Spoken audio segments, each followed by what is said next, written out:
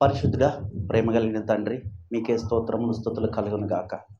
మీ కృప చొప్పున, మీ దయ చొప్పున ఈ క్రిస్మస్ దినాన మమ్మల్ని సజీవం లెక్కలో ఉంచారు ప్రభువా. ఇటు రీతిగా ఇక్కడ మేము కూడుకొని మిమ్మల్ని ఆరాధించుకొని స్తుతించుకొని మీ వాక్యం విని మీలో ఫలించటానికి ఇచ్చినటువంటి ఈ ధన్యతని, యోగ్యతను బట్టి మీకే స్తోత్రములు స్తుతులు కలుగును గాక. ప్రభువా, ఈ పూట మాతో మాట్లాడండి ప్రభువా.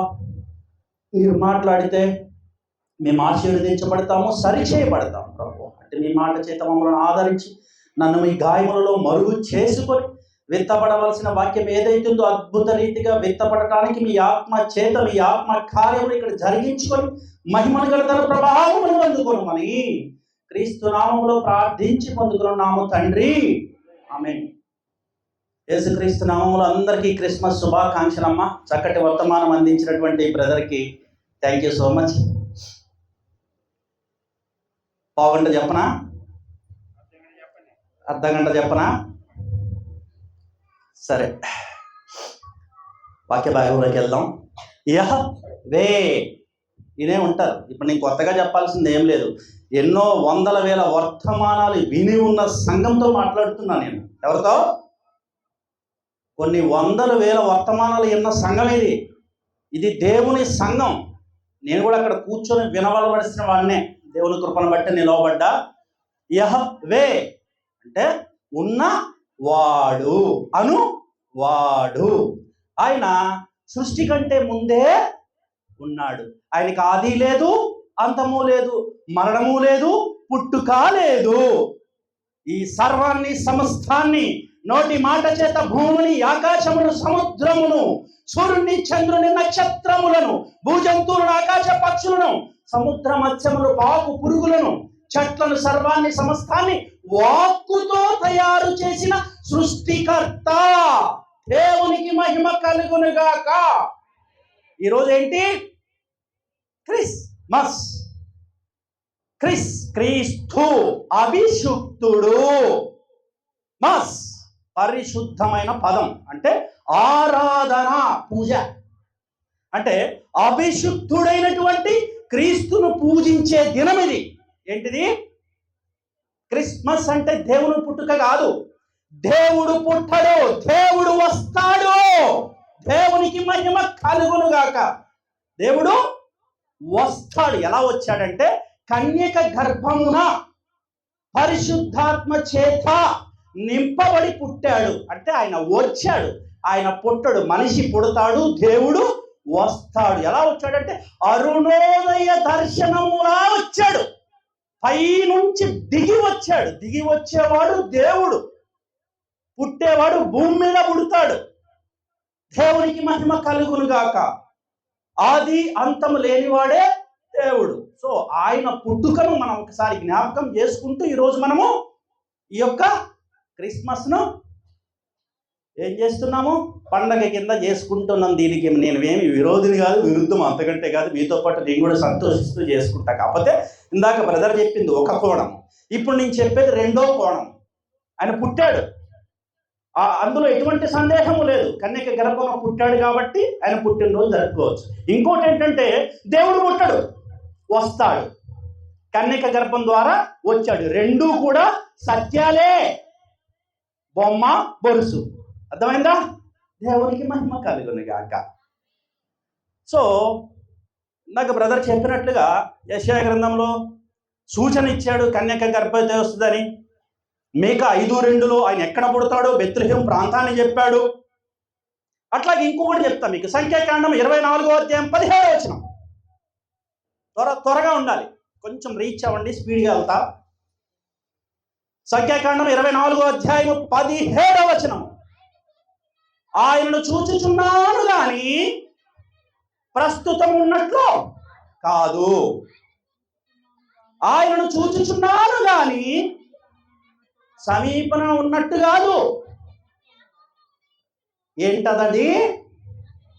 నక్షత్రము యాకోబులో ఉదయించును, ఇంకా రాజదండము ఇజ్రాయిల్లో నుంచి లేచును. దేవునికి మహిమ కలుగును గాక. ఇక్కడ దేవుడు ప్రవక్త యొక్క కన్నులను తెరిచాడు. తెరిస్తే చూస్తూ ఉన్నాడంట. ఎలా చూస్తూ ఉన్నాడంట? ఎంత వివరంగా ఉందో చూడండి లేఖనము. చూస్తూ ఉన్నా, కానీ ఇప్పుడు ఉన్నట్లుగా కాదు. 700 సంవత్సరాలు 720 సంవత్సరాల తర్వాత రాబోయేటటువంటి రక్షకుడిని చూస్తూ ఉన్నాడు ప్రవక్త ఇక్కడ. ఎవరిని చూస్తున్నాడు? 720 సంవత్సరాల తర్వాత ఈ భూమి మీదకి రాబో లోక రక్షకుడిని చూస్తూ ఉన్నాడు. కానీ ఎలాగా?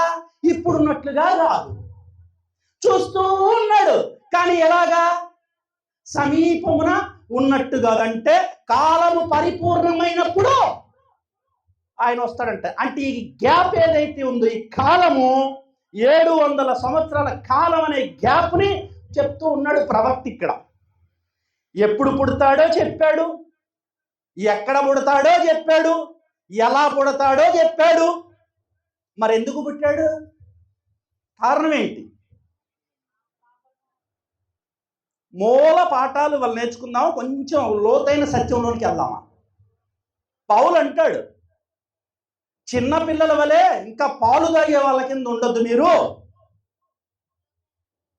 మూల పాఠముల గురించి ఒకడొచ్చి బోధించాల్సిన పరిస్థితి కాదు మీరు. కాలమును బట్టి చూస్తే మనం ఏమవ్వాలట? బోధకులు అవ్వాలి.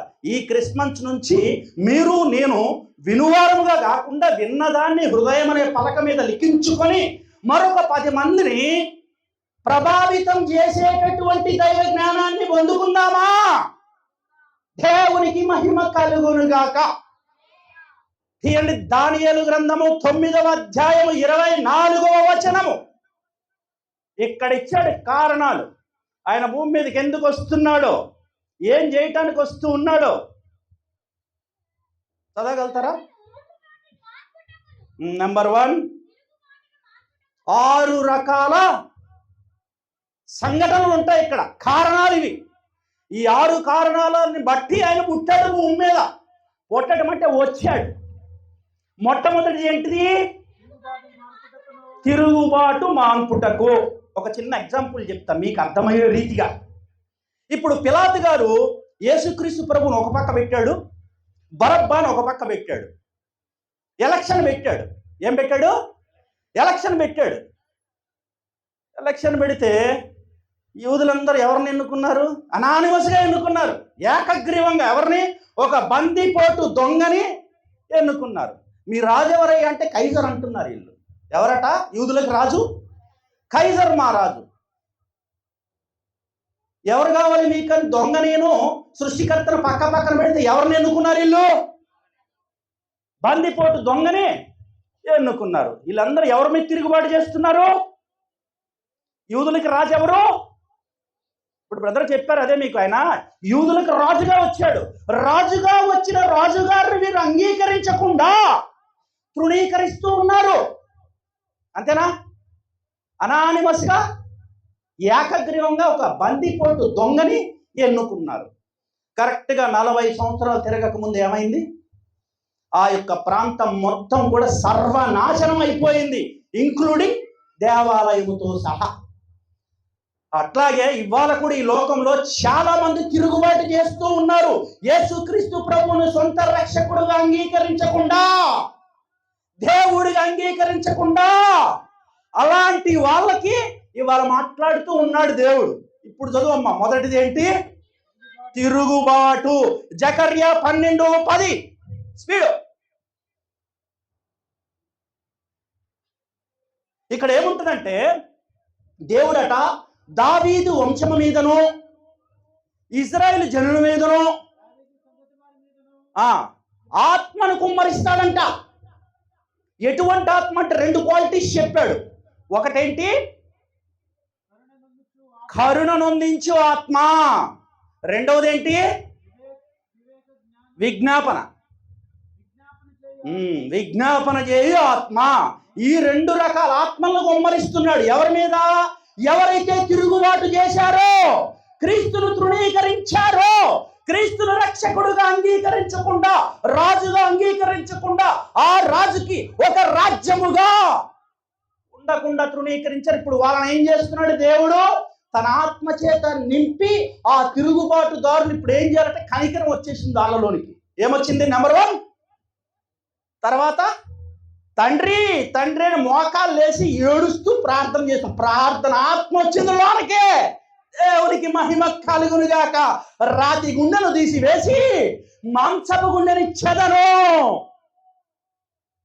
నూతన స్వభావమును కలగజేసేదను, నూతన హృదయమును మీకు ఇచ్చేదను, నా కట్టడలను నా విధులను గైకొని వారిగా నా ఆత్మను మీ మీద కుమ్మరించేదను. హెచ్కేల్ 36:26. సమయం లేదమ్మా, ఇటు తిరగండి. మీరు ఎతక్కండి, ఇటు తిరగండి. ఇచ్చింది అరగంటే. దేవునికి మహిమ కలుగును గాక. ఇక్కడ ఏం చేశాడు? తిరుగుబాటుని ఎలా మాన్పాడు? అందుకే వాక్యంలో నుంచి చెప్తున్నా మీకు. రాతి హృదయాలను, దేవుణ్ణి అంగీకరించకుండా చెట్లని, పుట్లని, రాళ్ళని, రప్పలని, అశుద్ధం తినే పందిని, విషపు పామును సైతం పూజించే నాలాంటి వాళ్ళు ఇవాళ ఎలా అయ్యారు? చెప్పడే, ఎలా అయ్యారు ఇవాళ? రాతి గుండె ఉన్న నేను ఎలా అయ్యా? అదే ఇప్పుడు జకర్యా 12:10 ఇచ్చింది. రాతి గుండె తీసి ఏం చేశాడు? కనికరము కలిగిన ఆత్మను పంపాడు. ఇప్పుడు నేను రోజు తండ్రి తండ్రి క్షమించయ్యా క్షమించయ్యా అని ఏడుస్తూ ఉన్నా. ఇది ఎవరిచ్చిన మారు మనస్సు? ఎప్పుడు ప్రవచించాడు దానియేలు? ఇదే ఎప్పుడు ప్రవచించాడు? ఎప్పుడు? క్రీస్తు ఇంకా పుట్టక ముందే. కారణాలు కూడా చెప్పాడు. ఆయన వచ్చిన తర్వాత ఈ భూమి మీద ఏం జరుగుతాయో నాలాంటి రాతి గుండెలు ఉన్న వాళ్ళు కూడా నిలవబడి ఆయన ప్రకటిస్తారు. దేవునికి మహిమ కలుగునుగాక. ఇప్పుడు తిరుగుబాటు ఏమైంది?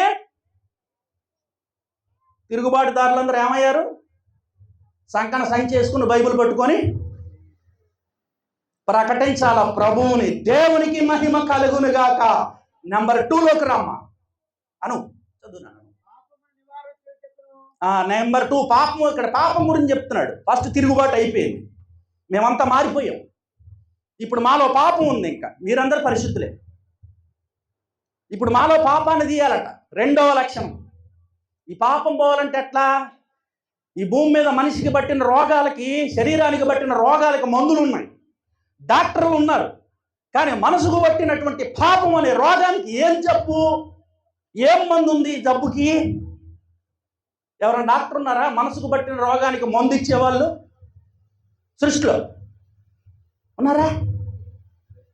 సైకాలజిస్టులు కూడా దేవుని వాక్యం ఎలా మారుస్తుందో తెలుసా? హెబ్రీ పత్రిక 4:12 ఉంటది. ఇటు చూడండి, ఇటు చూడండి, ఇటు ఇటు ఇటు ఇటు ఇటు ఇటు ఏలయనగా దేవుని వాక్యము సజీవము గలదై, రెండంచులు ఎటువంటి ఖడ్గము కంటెను వాడి గలదై, ప్రాణాత్మలను విభజించినంత మటుకు దూరుచు హృదయ తలంపులను మూలుగులో నుంచి వెళ్తుందట. అది ప్రయాణం. మనం ఏమో కారుల్లో, బస్సుల్లో తిరుగుతాం, విమానాల్లో తిరుగుతాం. వాక్యం ఎలా తిరుగుతుందో తెలుసా? నీ ఒంట్లో లోనకి వెళ్ళి రక్తములో నుంచి, మూలుగులో నుంచి హృదయంలోనికి వెళ్ళి హృదయ తలంపాలను శోధిస్తుంది. అప్పుడు సైకాలజిస్టులు, డాక్టర్లు కూడా మారిపోవాలి. రాతి గుండెలు ఏమైపోతాయి? మాంసపు గుండెలు అయిపోతాయి. ఇది power of God, word of God, వాక్యం యొక్క శక్తి. ఎందుకంటే దేవుడు ఏమై ఉన్నాడు? వాక్ అయి ఉన్నాడు. ఏమై ఉన్నాడు? వాక్కు. అదే ఓంకారము. అకారం, అకార, ఉకారాలు కలిపితేనే ఓంకారము. మేము అదే పూజించేవాళ్ళం ఇంతకుముందు. కానీ అప్పుడు తెలియదు నాకు. యోహాను సువార్త 1:1 చదివి తెలిసింది. ఆ వాక్యము శరీరధారి అయి 1:14 ఉంటది. ఆ వాక్యము, ఏ వాక్యం అయితే దేవుని వద్ద ఉందో, ఏ వాక్యం అయితే దేవుడై ఉన్నాడో, ఆ వాక్యము శరీరధారి అయి కృపాసత్య సంపూర్ణుడిగా మన మధ్య నివసించెను. నివసించడానికి వచ్చాడు ఆయన శరీరాన్ని ధరించుకొని. సో ఇప్పుడు పాపాన్ని తీయాలి. పాపాన్ని తీయాలంటే హెబ్రీ 10:10 ఉంటది. ఇటు చూడండి. యేసుక్రీస్తు ప్రభు శరీరం ఒక్కసారి అర్పించబడుట చేత ఆ చిత్తమును బట్టి మనమందరము పరిశుద్ధ పరచబడి ఉన్నాము. ఆయన శరీరం అర్పించబడిన తర్వాత మనం ఏమయ్యాము? పాపాలు మొత్తం పోయి, శాపాలు మొత్తం పోయి, పితరుల పాపాలు, ఆజ్ఞాతిక్రమాలు, ఈ రోగాలు, మనసుకు పట్టిన రోగాలు, ఇవన్నీ ఏ డాక్టరు కనిపెట్టలేడు. ఏ మందుకి ఈ మానవు. దీని మందు ఒకటే ఒకటి. యేసు రక్తము ప్రతి పాపము నుండి మనలను పవిత్రులుగా చేయును. దేవునికి మహిమ కలుగును గాక. ఇప్పుడు పాపం పోయింది. ఉందా ఇంకా 3? ఇక్కడ దోషం కూడా ఉందండి. ఇంకోటి అది కూడా తీయడానికి వచ్చాడు ఆయన. యెషయా 53:5 చూడన్నా.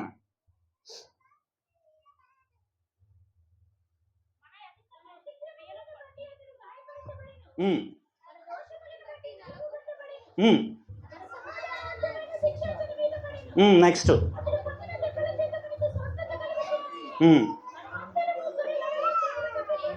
మనలో ప్రతివాడు ఇక్కడ ఆయన పొందిన దెబ్బల చేత మనకి స్వస్థత వచ్చింది. మన దోషం మొత్తం ఏమైంది? ఎవరి మీదకి వెళ్ళిపోయింది? ఇదిగో లోక పాపములను మోసుకొని పోవు దేవుని గొర్రెపిల్లగా వచ్చాడు, శిలువ యాగం చేశాడు, మన పాపాలు మొత్తం దోషాలు మొత్తం ఆయన తీసుకున్నాడు. ఇప్పుడు దోష పరిహారార్థం మనకి జరిగిందా లేదా? యెషయా 53 ప్రకారము శిలువ యాగ ఫలము ఏమిటి అంటే మన పాప శాప దోషాలు మొత్తం కూడా శిలువ రక్తంలో కొట్టివేయబడ్డాయి. దేవునికి మహిమ కలుగును గాక. అర్థమవుతుందా? ఇప్పుడు ఆదికాండం తీయొద్దు, చెప్తాను. ఇప్పుడు కయ్యూను ఉన్నాడు. ఆదికాండం 4:13 సాక్ష్యం చెప్తూ ఉంటాడు, నా దోష శిక్ష భరించలేనంత గొప్పది. మనిషి దోషం ఎంత గొప్పదో తెలుసా? భరించలేము మనం. అంత ఘోరమైనటువంటిది దోషం మన మీద ఉంది. తండ్రులు ద్రాక్ష పళ్ళు తింటే పిల్లల పళ్ళు పులిసేట. 5 తరాలు ఉన్నాయి మనకి శాప దోషాలు తెలుసా? బైబిల్ ప్రకారంగా ఆశీర్వాదం 1000 తరాలు. దేవునికి మహిమ కలుగును గాక. వాటిని తీయటానికి యేసుక్రీస్తు ప్రభువారు వాక్యం శరీరధారి అయి కృపా సత్య సంపూర్ణుడిగా వచ్చాడు. ఇప్పుడు కయ్యూను చెప్తున్నాడు, నా దోష శిక్ష భరించలేనంత గొప్పది. ఏం చేశాడు దేవుడు వచ్చి? ఆదికాండం 3:21 ఒక బలి ఉంటుంది. చర్మపు చొక్కాలు తయారు చేశాడు వాళ్ళకి. ఎందుకంటే అది మొట్టమొదటి బలి, దేవుడిచ్చిన బలి అది. యేసుక్రీస్తు ప్రభువారు శిలువలో జరిగే బలికి ముంగుర్తుగా ఒక ఎగ్జాంపుల్ చూపించాడు దేవుడు. 3:21 సర్వపాప పరిహారార్థం రక్త ప్రోక్షణం అవశ్యం. పాపాలు పోవాలంటే రక్తం చిందించబడాలి, దోషాలు పోవాలంటే రక్తం చిందించబడాలి. కాబట్టి 2 జీవాలను తీసుకొని బలి ఇచ్చి, ఒకటి ఆ చర్మం ఒలిచి ఆ చర్మంతో వీళ్ళ దిగంబరత్వాన్ని కప్పాడు. నెంబర్ 1. నెంబర్ 2, ఆ ప్రాయశ్చిత్త బలిగా, పాప పరిహారార్థ బలిగా స్వీకరించాడు దాన్ని. ఆ యొక్క మచ్చ డాగు లేనటువంటి 2 గొర్రెల యొక్క రక్తాన్ని, అది ముంగుర్తు. దాని తర్వాత ఎవరి రక్తం వచ్చింది బయటికి?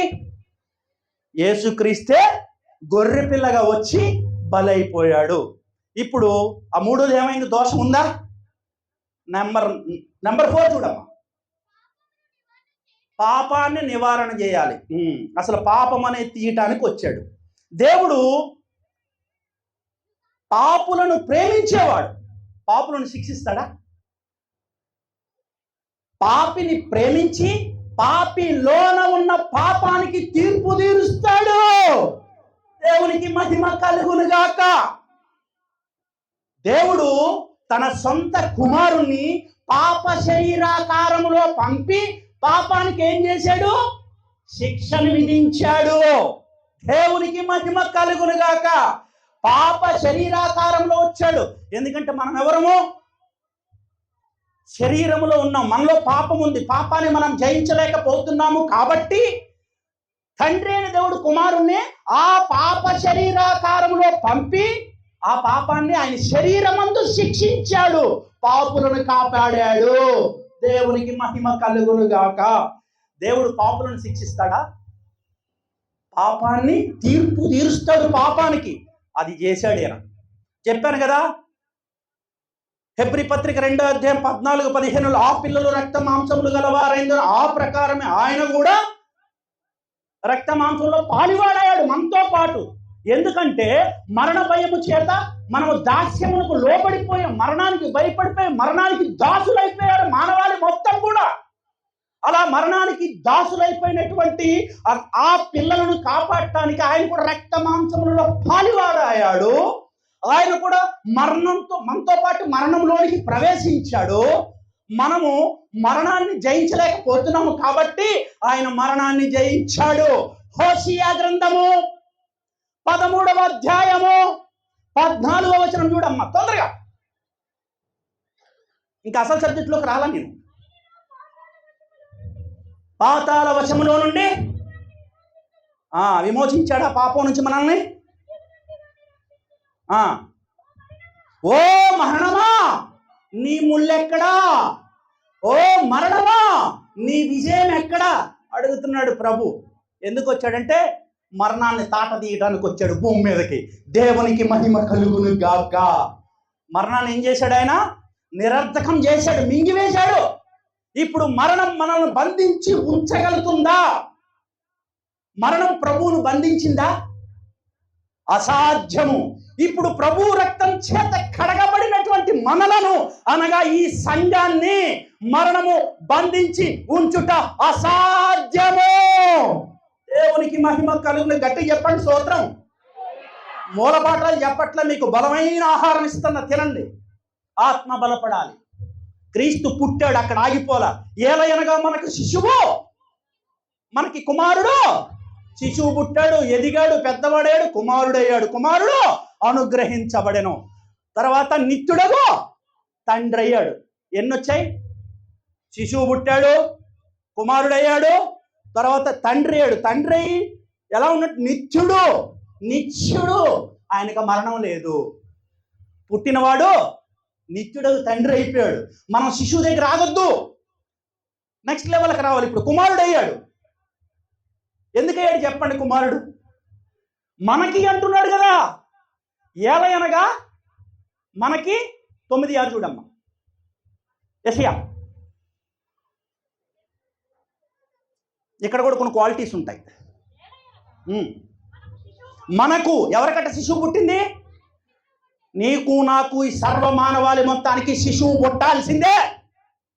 మనకు కుమారుడు కూడా మనకు కావాల్సిందే. తర్వాత నిత్యుడు తండ్రి అవుతాడు ఆయన. ఎందుకు కావాలి అసలు మనకు కుమారుడు చెప్పండి? మనకు పుట్టాలి, గుర్తుపెట్టుకోండి. దేవుడు ఇక్కడ చెప్తున్నాడు క్లియర్గా, మనకు ఏలయనగా మనకు ఈ లోకానికి శిశువు పుట్టాలి, ఈ మానవాళికి కుమారుడు కావాలి. ఎందుకు కావాలి కుమారుడు చెప్పండి? దేని కొరకు కావాలి?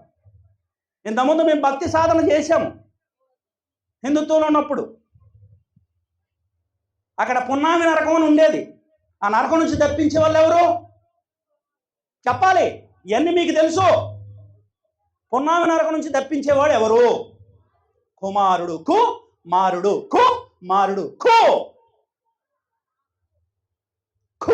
కుచితములు అంటే పాపములు. మారుడు మరహ తీసివేసేవాడు. కలపండి రెండు. పాపములు, కు అంటే పాపములు, మరహ మారుడు తీసివేసేవాడు. పాపములు తీసివేసేవాడు ఎవరిప్పుడు? కుమారుడు. నేను చెప్పేది ఈ కుమారుడు గురించి. మనకు పుట్టే కుమారుడు కాదు, నాకు పుట్టిన నా కుమారుడు గురించి కాదు. సంగమా, ఆత్మ చెప్పుచున్న మాట చెవిగలవాడు వినుగాక. దేవునికి మహిమ కలుగునుగాక. ప్రతి ఒక్కరికి కూడా కుమారుడు పుట్టాల్సిందే. ఈయన ఎక్కడ పుడతాడు తెలుసా? ఇంతకీ ఈయన భూమి మీద పుట్టాడు. ఈయన నీ హృదయములో పుట్టాలి. చెప్పండి స్తోత్రం. ఎక్కడ పుట్టాలి? నీ హృదయములో పుట్టాలి. అదే నిజమైన క్రిస్మస్. అర్థమైందా? ఎవరి హృదయంలో క్రీస్తు పుడతాడో కుమారుడిగా వాళ్ళు నరకము నుంచి తప్పించబడతారు. ఈరోజు చెప్తున్నా, ఎవరికి కొడుకులు లేని వాళ్ళు చేతులు ఎత్తండి. కొడుకులు లేని వాళ్ళు చేతులు ఎత్తండి. మీరు భయపడాల్సిన అవసరం లేదు. ఆయనే కుమారుడుగా మిమ్మల్ని నరకం నుంచి తప్పించి, పున్నామి నరకం నుంచి తప్పించి స్వర్గానికి చేరుస్తాడు. ఇదే అర్థం ఇక్కడ. అందుకు పుట్టాలి కుమారుడు మనకి. తర్వాత తండ్రి అవుతాడు. నిత్యుడుగు తండ్రి నిత్య జీవము చేరుస్తాడు నిన్ను. దేవునికి మహిమ కలుగునుగాక. అర్థమైంది? ఇప్పుడు మాతో యాగాలు చేపించారు అప్పట్లో. మనకేమో తెలియదుగా మంత్రాలు. పాపం ఆ మంత్రాల అర్థం ఎవరంటే ఈయనే. ఎవరైనా నరకం నుంచి తప్పించే కుమారుడు ఎవరు? మనుష్య కుమారుడు, మామూలు కుమారుడు కాదు ఆయన. ఎవరు? అందుకు వచ్చాడు. చిటికేస్తే అయిపోద్ది ఆయన అక్కడ కూర్చొని. ఎందుకు వచ్చాడు? దైవత్వాన్ని విడిచిపెట్టుకొని, ఆయన మహిమను విడిచిపెట్టుకొని, ఆయన ప్రభావాన్ని విడిచిపెట్టుకొని ఎందుకు వచ్చాడు? సర్వాన్ని సమస్తాన్ని నోటి మాట చేత చేసిన దేవుడు ఎందుకు రావాలండి? మానవాకారంలో అంటే ఎందుకు రావాలి? మన పాపాలు తీయాలి, దోషాలు తీయాలి, శాపాలు తీయాలి, తిరుగుబాటును మాన్పాలి అంటే ఆయన రావాలి భూమి మీదకి. ఆయన మహత్యంలో ఉండి చేస్తే మనకు రక్షణ లేదు. ఆయన మహిమలో ఉండకూడదు, ఆయన దైవత్వంలో ఉండకూడదు, ఆయన ప్రభావంలో ఉండకూడదు, అన్నింటికి మించి ఆ పరలోకంలో ఉండకూడదు ఆయన. ఎందుకంటే ఆయనకు పరలోకంలో ఉండగా మరణం వస్తుందా? రాదు కదా. అందుకే తనను తాను రిక్తులుగా చేసుకొని వచ్చాడంట భూమి మీదకి. ఎలాగా? రిక్తులుగా అంటే ఎంటీనెస్, ఖాళీ చేసుకొని వచ్చాడు. మహిమను తీసేశాడు, దైవత్వాన్ని తీసేశాడు, ప్రభావాన్ని తీసేశాడు, మానవుడుగా వచ్చాడు. వచ్చి ఇవన్నీ చేశాడు. నెక్స్ట్ పాపం తీసేశాడు. ఏమి తిందుమో, ఏమి తాగుదుమో, ఏమి ధరించుకుందుమో అని చెప్పేసి మీరు ఊకే ఏడ్చుకుని నాకు ప్రార్థన చేయకండి. నా రాజ్యాన్ని, నా నీతిని వెతకండి, అవన్నీ మీకు అనుగ్రహిస్తా. ఏటి గురించి ఏడుస్తున్నారు? అవన్నీ. అంతేనా? మీ భాషలో చెప్తున్నా వాక్యాన్ని. దేని గురించి ఏడవద్దంటున్నాడు? పొద్దుట్లేసి ఏం తినాలి, ఏం తాగాలి, ఏం ధరించి, ఇవన్నీ ధన్యజనులు వాటి కోసం ఏడవాలి. నేను ఎవరిని? నీ తండ్రిని. ఆకాశ పక్షులను చూసి బుద్ధి తెచ్చుకోండి. అవి వెత్తవు, కోయవు, కొట్టలో కూర్చుకొనవు. మిమ్మల్ని నా స్వహస్తాలతో నా పోలిక చొప్పున నా స్వరూపమందు నేల మంటితో చేశా. నా రూపాన్ని ఇచ్చా, నా పోలికని ఇచ్చా, నా స్వరూపం ఇచ్చా మీకు. మీరు నా మహిమలో ఉండాలి. చిన్న చిన్న వాటికి సనిగి గునిగి ఏడవద్దు. ఉపవాస ప్రార్థన చేసి నన్ను శోధించవద్దు. మీకు చేతనైతే అడగండి, నా మహిమనిస్తా, నా కృపనిస్తా అన్నాడు. ఇవ్వలేదు అపోస్తులకి? వాళ్ళు ఏమడిగారు? కృపావరాలు అడిగి తీసుకున్నారు 9 రకాలు. మనం ఎవరైనా కృపావరాలు అడుగుతున్నామా దేవుణ్ణి? అది క్రిస్మస్ అంటే. ఏమడగాలి? స్థలాలు, పొలాలు, ఇల్లులు, బంగారాలు, ఇవి కదా మనం అడిగేది. ఈ క్రిస్మస్ పూట మీరందరూ కృపావరాలు పొందుకోవాలి. ఇది దేవుని చిత్తమై ఉన్నది. దేవునికి మహిమ కలుగునుగాక. ఆయన రాజ్యాన్ని స్థాపించడానికి వచ్చాడు. రాజ్యాలు ఉన్నాయి ఇంతకు ముందు. బబులోను సామ్రాజ్యము, ఐగుప్తు సామ్రాజ్యము, రోమా సామ్రాజ్యము, గ్రీకు సామ్రాజ్యము, మాదీయ పారసీక సామ్రాజ్యాలు ఉన్నాయి. ఇప్పుడున్నాయి అవన్నీ. ఆ సామ్రాజ్యాలు లేవు. వాటిని పరిపాలించినటువంటి ఆ గ్రీకు సామ్రాజ్యం, అలెగ్జాండర్ ది గ్రేట్ ఉన్నాడా? భూమి కింద ఉన్నాడు చేరి. 2 చేతులు పైకి ఎత్తాడు. లాస్ట్లో నా 2 చేతులు పైకి పెట్టమని చెప్పాడు. ఎందుకంటే నేను ఎంత కష్టపడి చేయించిన రాజ్యాలు నా చేతుల్లో లేవయ్యా, ఎంటీగా పుట్ట ఎంటీగా పోతన్నా. ఏమర్థమైంది దీన్ని బట్టి మీకు? క్రీస్తు ఈ భూలోకానికి ఎందుకు వచ్చాడు? రాజ్యభారం ఉందంట కదా ఆయన మీద. ఏమి రాజ్యభారం అది? పుట్టాడు, ఓకే, పండగ చేసుకుందాం, ఇవి కూడా తెలుసుకుందాం. ఏమి రాజ్యభారం ఉంది? లోక సంబంధమైన రాజ్యమా? పిలాతు అడిగాడు, నువ్వు రాజు అంటే ఎస్ ఐఎమ్ కింగ్ అన్నాడు. కానీ నా కింగ్డమ్ ఇక్కడ లేదు, అక్కడ ఉందని చెప్పాడు. అంతేనా? నా రాజ్యం ఇక్కడిది కాదు, లోక సంబంధమైనది కాదు, శరీర సంబంధమైనది కాదు, పరలోక సంబంధమైన నీతి రాజ్యము, నిత్య రాజ్యము. దేవునికి మహిమ కలుగును గాక. ఆ రాజ్యాన్ని భూమి మీద స్థాపించడానికి వచ్చాడు. ఆ రాజ్యం ఎవరు? ఎంతకి రాజ్యం ఎవరు? నీలో స్థాపిస్తున్నాడు ఆ రాజ్యాన్ని. నువ్వే ఆయన రాజ్యమై ఉన్నావు. దేవునికి మహిమ కలుగును గాక. ఈ రాజ్యము నిత్య రాజ్యము, ఈ రాజ్యము నీతి రాజ్యము. దీనికి అంతం ఉందా?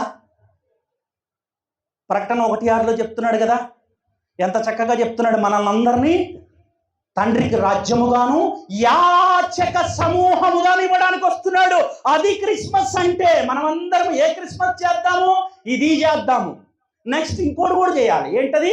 2వ రాకడ కోసం మనం అందరము కూడా సిద్ధపడి ఆయన ఎదుట నిలవబడినట్లుగా ఆత్మీయ జీవితాన్ని కలిగి ఆత్మను పొందుకొని కృపావరాలను పొందుకొని ఆ ప్రార్థనా శక్తి ద్వారా ఆయన రెండవ రాకడలో ప్రత్యక్షమైనప్పుడు ఆయన ఎదుట నిలవబడగలిగే ఆత్మశక్తితో ఉన్నవారు మాత్రమే ఎత్తబడతారు. లేని ఎడల బుద్ధి లేని కన్యకల వలె విడవబడతారు. మన నిజమైన క్రిస్మస్ ఏంటంటే రెండవ రాకడ. రెప్పపాట్లో సంఘం పైకి లెగుస్తుంది. 2 రకాల రాకళ్ళు. మనకి రెండోది వద్దు, అందరూ చూసే రాకడ మనకొద్దు. మనకి సపరేట్ రాకడ ఉంది. సెకండ్లో లేచిపోద్ది సంఘం. దాని కొరకు సిద్ధపడాలి సంఘమా. అది మన యొక్క క్రిస్మస్. నిత్య జీవం అదే. దేవునికి మహిమ కలుగునుగాక. ఇప్పుడు రా, లోకాసువార్త 1వ అధ్యాయం 79 చూడు. పావుగంట అయింది, ఇంకొక పావుగంట ఉందిగా, టైము ఉందా?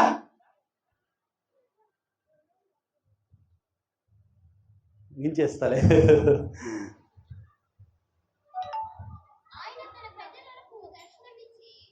దర్శనమిచ్చి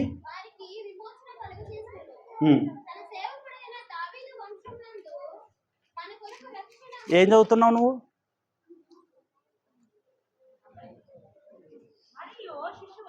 అది 1:79 చెప్పాను నేను. చదువమ్మా. అదే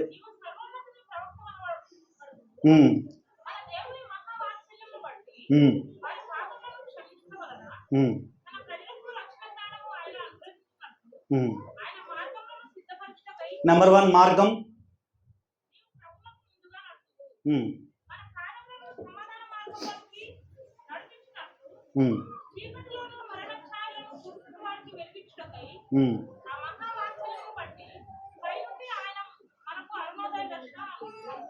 ఈ వాక్య భాగంలో మొత్తం 3 ఉన్నాయి. మొదటిది సమాధాన మార్గము, 2 వెలిగివ్వటానికి వచ్చాడు, చీకట్లో ఉన్న వాళ్ళకి వెలిగివ్వటానికి వచ్చాడు, 3వది మరణంలో ఉన్న వారికి జీవాన్ని ఇవ్వడానికి వచ్చాడు. మొదటిది ఏంటి?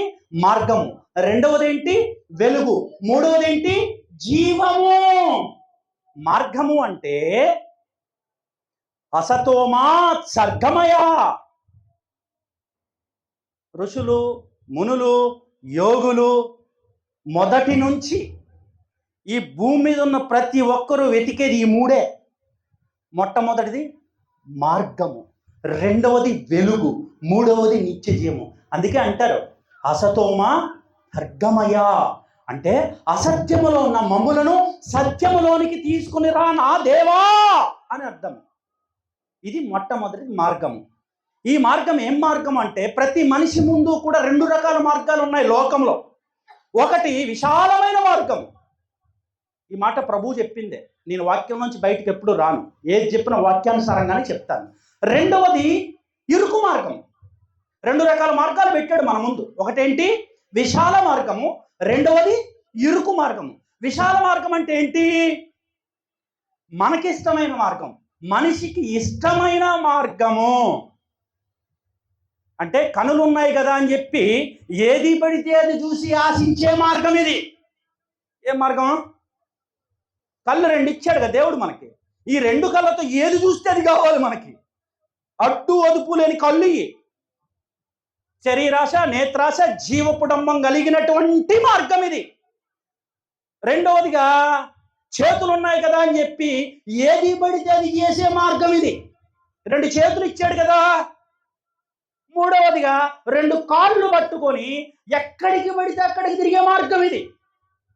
ఒక్క మాటలో చెప్పాలంటే దేవునికి విరోధమైన మార్గము, దేవుని రాజ్యానికి, దేవుని నీతికి విరోధమైన మార్గము, నరకానికి వెళ్ళేటటువంటి హైవే అది. ఏంటది? హైవే. టాప్ గేర్లు వెళ్ళిపోవచ్చు, మనం అసలు ఆగే పని లేదు. ట్రాఫిక్ ఎదురు కూడా ఎవడు రాడు, అందరూ వెళ్ళిపోయేట. వెనక్కి వచ్చేవాళ్ళు ఎవరు ఉండరుగా. హైవే మీద టాప్ గేర్లు ఎంత స్పీడ్కి వెళ్తుందో ఆ స్పీడ్ మార్గం. ఏంటి మార్గం ఇది? విశాల మార్గము. ప్రభు దీని గురించి రాలా. ఈ విశాల మార్గంలో తిరుగులాడే మానవాళిని కాపాడి రక్షించి జీవానికి చేర్చడానికి ఒక చక్కటి మార్గం వేయడానికి వచ్చాడు. అందుకే అన్నాడు, నేను మార్గము, సత్యము, జీవమై ఉన్నాను. అసతోమా సర్గమయ. అసత్య మార్గంలో నడుస్తున్న మానవాళిని సత్యములో ప్రతిష్ఠించడానికి వచ్చిన సత్య దేవుడు. దేవునికి మహిమ కలుగునుగాక. ఒకటి. ఇక రెండోది వెలుగు. అయితే ఈ మార్గం దగ్గర ఇంకొకటి చెప్తా వినండి. జ్ఞానులు వచ్చారు. ఇది చిన్నప్పటి నుంచి వినే పాఠాలేమి. ఈ జ్ఞానులు వచ్చి ప్రభువుకి సాగిల పడ్డారు, శిరస్సు పాదాలకు పెట్టారు, వాళ్ళ దగ్గర ఉన్న గిఫ్ట్లు తీసి ఇచ్చారు, కానుకలు. ఓకే, వాళ్ళు తిరిగి ఏ మార్గంలో వెళ్ళారు? వచ్చిన మార్గంలో తిరిగి వెళ్ళారా? యేసుక్రీస్తు ప్రభు దగ్గరికి ఎవరన్నా ఒక్కసారి వస్తే వారి మార్గం మార్చబడాలి. ఈ రోజు నుంచి మీ అందరి మార్గం మార్చబడాలి. దేవునికి మహిమ కలుగునుగాక. విశాల మార్గంలోన మీరందరూ ఇరుకు మార్గంలోనికి వచ్చి తద్వారా క్రీస్తు అనే శరీరం అనే తెర ద్వారా నిత్య జీవానికి చేరాలి. ఇది దేవుని చిత్తమై ఉన్నది. జ్ఞానులు వచ్చారు. ఎందుకు వచ్చారంటే వాళ్ళకి తెలుసు, నక్షత్రాన్ని వేస్ట్ చేసుకుని వచ్చారు వాళ్ళు.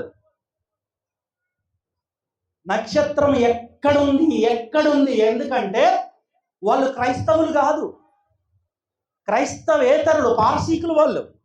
వాళ్ళకు ఒక గ్రంథం ఉంది, జంట్ అవస్థ అనేటటువంటి గ్రంథము. ఆ గ్రంథంలో వాళ్ళ పూర్వీకులు రాసి పెట్టారు, లోకరక్షకుడు పుడతాడు, దానికి గుర్తు ఏంటంటే ఈ నక్షత్రము అని. ఆయన పేరు జొరాస్ట్రియన్. ఆ జొరాస్ట్రియన్ అనేటువంటి ఆ యొక్క నక్షత్ర నిపుణుడు, శాస్త్ర నిపుణుడు, ఆయన జ్ఞాని. ఆయన రాసిన గ్రంథం జంట వ్యవస్థలో చదివి ఈ జ్ఞానులు దాన్ని పట్టుకొని వచ్చారు. వచ్చి వాళ్ళ మార్గాన్ని మార్చుకొని తిరిగి వెళ్ళారు. దేవునికి మహిమ కలుగునుగాక. ఇంతకీ జ్ఞానులు ఎక్కడికి వచ్చారు? ఇందాక మీ అయ్యగారు చెప్పారు. ఎక్కడికి వచ్చారు వాళ్ళు? ఎక్కడికి వచ్చారు జ్ఞానులు? ఎక్కడికి వచ్చారు? యేసుక్రీస్తు దగ్గరకు వచ్చారు కదా. ఎక్కడికి వచ్చారు? ఆయన ఎక్కడున్నాడు? పశువుల పాకకు వచ్చారా? అక్కడ పెట్టారు కదా ఫోటోలు అందరూ. జ్ఞానులు ఎక్కడికి వచ్చారు? మత్తయి 2:10 చూడు. ఇవాళ చాలా మంది చేసే పొరపాట్లు ఇవే. గ్రహపాటు లేకపోతే పొరపాటే జరుగుద్ది. ఎవరిని విమర్శించడానికి కాదమ్మా, ఇది లేఖనం. మత్తయి 2:10 ఉంది. ఆయన వాళ్ళు ఎక్కడికి వచ్చారు? అత్యానంద భరితులై ఇంటిలోనికి, పశువుల పాకలోకి వచ్చారా? ఆడ బోట్లు పెట్టి పండగలు చేయటానికి. అప్పటికి క్రీస్తుకి ఎన్ని సంవత్సరాలు తెలుసా మీకు? 2 సంవత్సరాలు. జ్ఞానులు ఎప్పుడు వచ్చారు క్రీస్తు దగ్గరికి? ఆయన పుట్టి 2వ సంవత్సరం అయ్యే టైంకి వచ్చారు. అందుకే హేరోదు రాజు ఆ కాలాన్ని క్యాల్కులేట్ చేసి 2 సంవత్సరాల నుంచి కింద ఉన్నటువంటి పిల్లల్ని, లోపు పిల్లల్ని చంపేయమని చెప్పి ఆజ్ఞ ఇచ్చాడు. ఎందుకు ఇచ్చాడు? అప్పటికి క్రీస్తు వయసు 2 సంవత్సరాలు. అప్పటి వరకు వెతుకుతూ 4 బయలుదేరితే 3 వచ్చారు క్రీస్తు దగ్గరికి. తెలుసా మీకు? జ్ఞానులు. ఒకళ్ళు మిస్సు, ఒకళ్ళు సిలువ దగ్గర తెలుసుకున్నారు ఆయన్ని. దేవునికి మహిమ కలుగునుగాక. 4వ వాడు సిలువ దగ్గరకు వచ్చాడు ఆయన దర్శించుకోవడానికి. ఆయన సిలువ మీద ఉండగా దర్శించుకొని వెళ్ళాడు. దేవునికి మహిమ కలుగునుగాక. మరి ఆయన మన దగ్గరికి దిగి వచ్చాడు. అరుణోదయ దర్శనం ఇచ్చాడు. దిగి వచ్చేవాడు దేవుడు. ఎక్కడి నుంచి దిగి వస్తాడు ఆయన? పరలోకము నుంచి దిగి వస్తాడు. కాబట్టి దేవుడు. మనం ఏం చేసాం? ఇక్కడ మన చేతులతో తయారు చేసేసాం దేవుళ్ళని. వాటిని పట్టుకుని పూజ చేసుకుంటున్నాం. ఇక్కడ భూమి మీద తయారు చేయబడిన హస్తకృత్యములలో ఆయన లేడు. ఆయన ఆకాశము, ఆయన సింహాసనము, భూమి ఆయన పాదపీఠం. మనం గుళ్ళు కడుతున్నాం, పుట్టినరోజులు చేస్తున్నాం. ఇది బైబిలికల్ కాదు. దేవునికి మహిమ కలుగునుగాక. 3వదిగా జీవం. ఇప్పుడు మార్గం ఏమైంది? మంది సత్య మార్గంలో ప్రతిష్ఠించాడు మనల్ని. మార్గము, సత్యము. 3వది జీవము. తండ్రి అయిన దేవుడు మనకేమిచ్చాడు? యోహాను సువార్త 3వ అధ్యాయం 16వ వచనంలో ఉంటుంది. దేవుడు లోకమును ఎంతో ప్రేమించను కాగా తన ప్రియ కుమారుని యందు విశ్వాసముంచువాడు నశింపక నిత్య జీవము పొందునట్లు ఆయనను ఏంటది? నిత్య జీవము గిఫ్ట్ ఇచ్చాడు తండ్రి మనకి. ఎవరిలో ఇచ్చాడంటే కుమారుల్లో ఇచ్చాడు. ఎవరైతే ఆయన నామంలో బాప్తీసం తీసుకుంటారో వాళ్ళు ఏం చేస్తారు? నీళ్ళలో బాప్తీసం మనల్ని ఏం చేస్తారు? పడుకోబెడతారు. అక్కడతోటి క్రీస్తు యొక్క మరణములోనికి మనం ప్రవేశించినట్లు లెక్క. ఎప్పుడైతే పైకి లేపుతారో క్రీస్తు యొక్క పునరుత్థానంలోనికి ప్రవేశించినట్లు లెక్క. ఒకసారి క్రీస్తులో జన్మించిన వాడు ఎక్కడికి వెళ్తున్నాడు? ఇదిగో పాతలు గతించను కొత్తవాయను. మన మరణ ఛాయలలో నుంచి విడిపించబడి, అదే అక్కడ చెప్పింది, మరణ ఛాయలో మనం ఎక్కడికి వచ్చాము? ఇప్పుడు ఆయన పునరుత్థానంలోకి ప్రవేశించాము. ఆయనతో పాటు తండ్రి దగ్గరికి వెళ్ళి నిత్య జీవంలో ఆయనతో పాటు ఉంటాము. ఇప్పుడు ఈ 3 చేశాడా లేదా? మార్గం ఇచ్చాడు, వెలుగులోనికి తీసుకొచ్చాడు, జీవాన్ని ఇచ్చాడు. వెలుగులోనికి తీసుకుని వచ్చినట్టు అర్థం ఏంటి? తమసోమా జ్యోతిర్గమయ, చీకటిలో ఉన్న మమ్ములను వెలుగులోనికి తీసుకుని రా మా దేవా అని అర్థము. మృత్యోర్మా అమృతంగమయ, మృత్యువులో ఉన్న మమ్ములను నిత్య జీవంలోనికి తీసుకుని రా మా దేవా అని చెప్పి మునులు, యోగులు, ఋషులు, మనం ఒక్కరమే కాదు, ఈ సమస్త మానవాళిలో ఉన్న పరమ పండితులు సైతం వెతికేది ఈ 3 మార్గాలే. సింపుల్గా బైబిల్ చెప్పేసింది మనకేమన్నాడు ఆయన? నేనే మార్గము సత్యము జీవమునై ఉన్నాను, నన్ను కనుగొనవాడు జీవముని కనుగొన్నట్లే. ఏమై వచ్చాడు భూమి మీదకి ఆయన? ఇప్పుడు వెలుగై వచ్చాడు, జీవమై వచ్చాడు. ఎందుకంటే ఆయన మరణము చావు లేని నిత్య జీవి. మరణం అని ఆయన ముళ్ళు విరవటానికి, మరణం కోరలు కొట్టివేయటానికి, మరణం అధికారం అనేది తీసివేయటానికి మరణములో ప్రవేశించాడు ఆయన. ముళ్ళును ఏం చేయాలి? ముళ్ళుతో తీయాలి. కాబట్టి మరణములోనికి ప్రవేశించి మరణించవలసి వచ్చింది. కానీ 3వ రోజున ఏమైంది? మరణాన్ని గెలిచి, మరణములను విరిచి, మృత్యుంజయుడిగా లేచి, ఓ మరణమా నీ ముళ్ళు ఎక్కడైనా మరణాన్ని కూడా తీసేసి మరణ ఛాయలలో మనందరికీ నిత్య జీవం అనేటటువంటి ఒక గొప్ప గిఫ్ట్ కానుక ఇచ్చాడు. ఈ క్రిస్మస్ రోజున ఈ నీ సంఘానికైనా వెలుగై వచ్చాడు, జీవమై వచ్చాడు, మార్గమై వచ్చాడు. గట్టిగా చెప్పండి స్తోత్రం. ఆపేనా? చెప్పనా? టైం అయిపోయింది, 2:30 అయింది. ప్రార్థన చేసుకుందాంలే. మెయిన్ సబ్జెక్ట్ ఒకటే చెప్పాను మీకు, అప్పటికి చాలా స్పీడ్గా వచ్చి కానీ రీచ్ అవ్వలేక మళ్ళీ ఎప్పటికి చెప్పుకుందామే. పరిశుద్ధ ప్రేమ కలిగిన తండ్రి, మీ పాదాలకు స్తోత్రములు స్తుతులు కలుగును గాక. అవును ఆయన, మా మార్గము, మా సత్యము, మా జీవమై ఉన్న దేవ, మమ్మలను మంచి మార్గంలో నడపటానికి వచ్చారు ప్రభువా. జగత్తి పునాది వేయబడక మునుపు ఏ చిత్తం, ఏ సంకల్పంతో మమ్మలను మీరు ఏర్పాటు చేసుకున్నారో ఆ చిత్తం యావత్తు ఈ భూమి మీద మా జీవితాల్లో జరగటానికి కృపను అనుగ్రహించమని ప్రార్థిస్తున్నాం ప్రభువా. అవును ఆయన, మాకు ఇష్టం వచ్చిన మార్గం కాదు, కానీ మీ మార్గములో మమ్మలను ప్రతిష్ఠించమని ప్రార్థిస్తున్నాము తండ్రి. చీకటిలో ఉన్న మమ్మలను వెలుగులోనికి తీసుకుని రాని అడుగుతున్నాం ప్రభువా. మరణ ఛాయలో ఉన్న మా బ్రతుకులను నిత్య జీవానికి చేర్చమని ప్రార్థిస్తున్నాము తండ్రి. కనికరము కలిగిన దేవా, ఈరోజే ఇప్పుడే మీకు విరోధముగా, మీ రాజ్యానికి, మీ నీతికి అయా బాధ కలిగించేవి, మీ యొక్క నిత్య జీవానికి అడ్డుగా ఉన్న ప్రతి ఒక్కటి కూడా పాప, శాప, దోషాలు, పితరుల పాపాలు, జన్మతః పాపాలు, ఆజ్ఞాతిక్రమాలు ఏవి ఉన్నా ఈ రోజే ఇప్పుడే యేసు నామములో శిలువ రక్తము చేత కొట్టివేయబడును గాక. ఈ యొక్క వాక్యం విన్న ప్రతి ఒక్కరి జీవితంలో కూడా వాక్యము నిరర్థకము, నిష్ప్రయోజనం అవ్వకుండా నూరంతలుగా ఫలించునుగాక. ఈ సంఘమంతా మీ రక్తం చేత కడగబడుదురుగాక, మీ ఆత్మ చేత నింపబడుదురుగాక, మీ పునరుత్థాన శక్తి చేత అభిషేకించబడి నిత్య జీవానికి చేరుదురుగాక. మహిమా ఘనత ప్రభావములు మీకే కలుగునుగాక. మీ నామము హెచ్చించబడునుగాక. నజరేయుడు, మా సొంత రక్షకుడు, మీ ప్రియ కుమారుడు అయిన యేసుక్రీస్తు వారి శ్రేష్టమైన నామములో ప్రార్థించుకొని పొందుకొనున్నాము తండ్రి. ఆమేన్. బోధించిన నేను భ్రష్టున్నైపోకుండా నన్ను మీ గాయములలో మరుగు చేసుకుని రక్షించమని ప్రార్థిస్తున్నాను ప్రభువా. ఆమేన్. ఈ అవకాశాన్ని ఇచ్చిన